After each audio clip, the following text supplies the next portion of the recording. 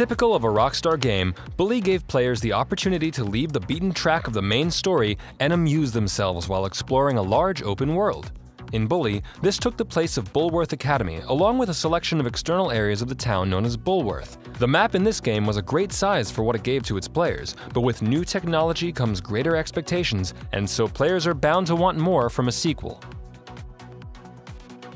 While a bigger school would be one way to increase the scope of Bully 2, adding to the external areas could also add simple yet varied expansion to the game. We think setting the school within a city instead of a suburban area would certainly improve this aspect. Players would have more to see and do outside of class, and could even have more places to hide when they're trying to avoid the long arm of the truant officer.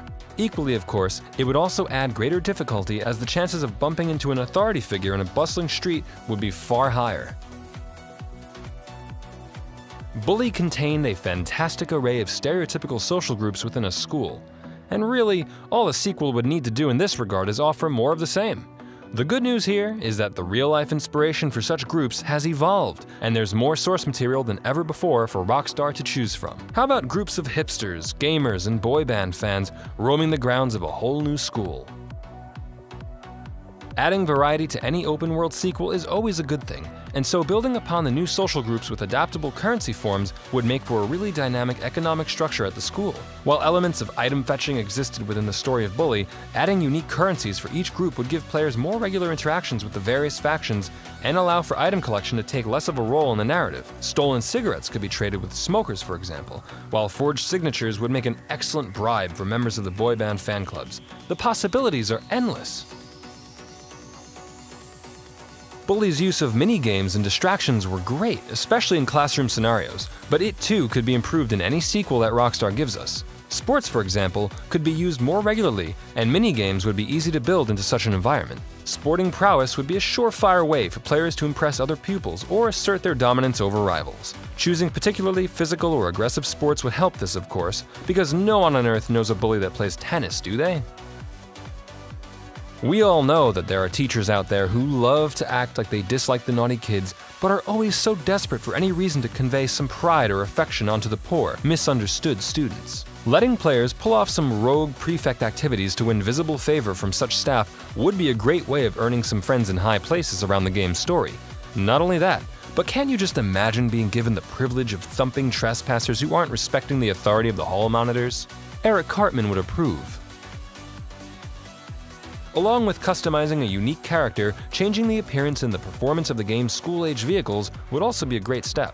Bikes, scooters, skateboards, and, dare we include the rich kids, Segway hoverboards could all be customized with makeshift gang signs and crude weaponry. Adding other elements including flags, stickers, and spray paint to the exterior would be enough to present a clique affiliation on a vehicle, whilst weapons like slingshots or even spud guns could be retrofitted to bike handlebars for smooth playground drive-bys. Bully's story was certainly built around an engaging and well-written protagonist, but school's all about becoming who you want to be, or at least who you'd think would be considered popular by everybody else. Giving players the chance to create their own character would capture this perfectly. From the earliest stages of the game, the clothes you wear or the haircut you sport could see you align with certain groups more easily and shape the friendships and rivalries you'll grow into along the way. Judged from day one, it'll be just like real school all over again. The first game saw Jimmy work his way through the various social groups at Bulworth Academy, and he gets through friends the way Ubisoft gets through new cities to set their Assassin's Creed games in. A similar setup for the narrative in Bully 2, but a more expansive and customizable clique for the game's free-roaming sections would be a great addition. Players could use their newly recruited lackeys to infiltrate other groups before coming back equipped with stolen goods or pilfered secrets. A mole in the ranks is a surefire way to undo any well-established crews. Bully may have had its classroom-based local multiplayer mode, but Bully 2 would be crying out for the online treatment that Rockstar gave GTA 5. But then again, aren't most games? Anyway, turning the school's playground into a player's playground would make for a fantastic online mode. Having the whole thing take place outside class times would make the roaming capabilities endless, and so players could prank each other, make friends, or join forces, and even leave the grounds and head into the world to give their fellow pupils a bad name in the outside world. You know, the things kids do in the real world?